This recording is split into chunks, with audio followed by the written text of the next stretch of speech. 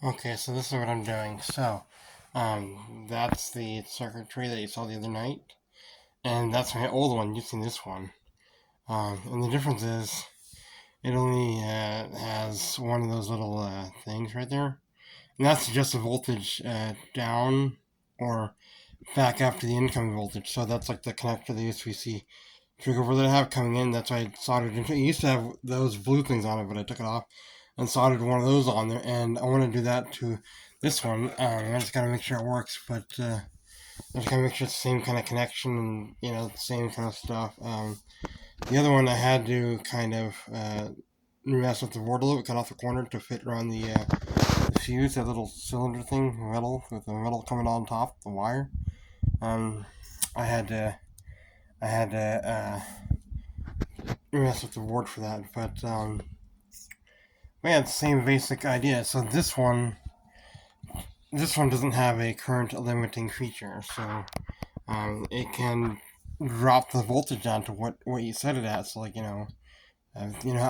this trigger board, if a device can output 30 volts or 20 volts, it'll send 20 volts into here, and then I can drop it down to um, I can drop it down to like 5 volts, 3 volts, 15 volts, whatever, as long as it's lower than the input voltage, basically. And this doesn't have current limiting features, so if I were to hook this up to the battery, it would throw all that current right through it, and this thing has a current limit. This device has a current limiting, a current limit of itself that it can't handle. So if it goes over it, it'll end up killing this, and it'll end up killing this one. It'll get too hot, kill itself, get too so it's got its limit, and the battery will take up to what was that? I think it said 30 amps or whatever. If something gives it 30 amps, it'll take it no problem. And this thing is not rated for 30 amps. And so if I were to do it, it would just kill it instantly. And the other thing it is too, if I'm plugging in USB-C and the USB-C charger outputs, I have one here. Okay. My USB-C charger that I have right here, it outputs only let's say 20 volts at 3 amps, and so the issue with putting it up to hooking it up to the battery is it'll try to pull all 3 amps of that, and then it'll try to overpull it, and this little charger will go into safety mode and shut down until whatever's trying to pull that much amps is either disconnected, and so it might turn on and off, checking every so often to kind of see if whatever's connected to it is unplugged. So connecting this, the USB-C wire going to there, and then going to the battery. That's why that won't work, because it'll pull all 3 amps, and it'll try to overpull it, and this won't let it, obviously. But it'll stop working. It'll just stop working for safety reasons until it's plugged into something that can communicate and recognize how much current this can deliver. Um, and this device right here will pull a limit of. Sorry, this one will pull only. I think it's like 4 amps or 3 amps. I think it's 4 amps. Yeah, 4 amps. Yeah. Um, and that's what its limit is set as. Like that's the max it'll pull or whatever. And this goes over that.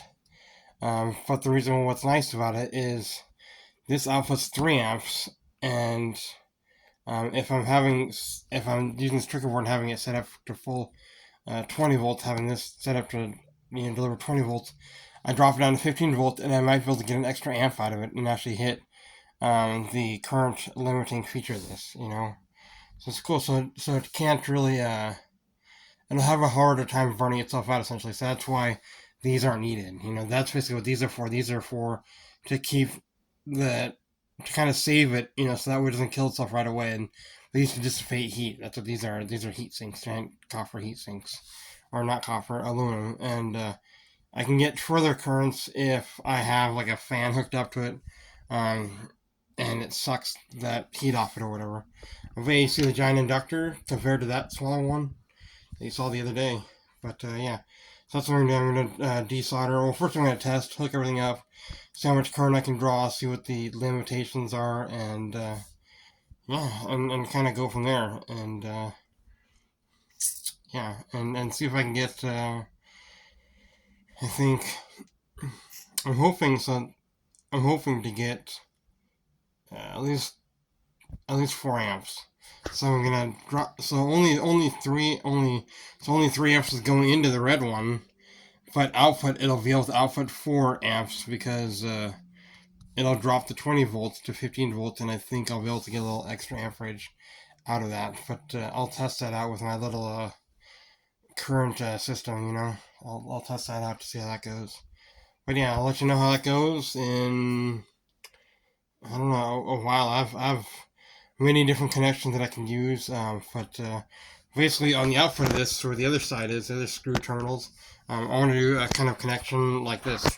Uh, the barrel kind of cylindrical like a barrel, and then the other wires will have some sort of like I think I have something in a bag of tricks over here. Gee, that's fucking heavy.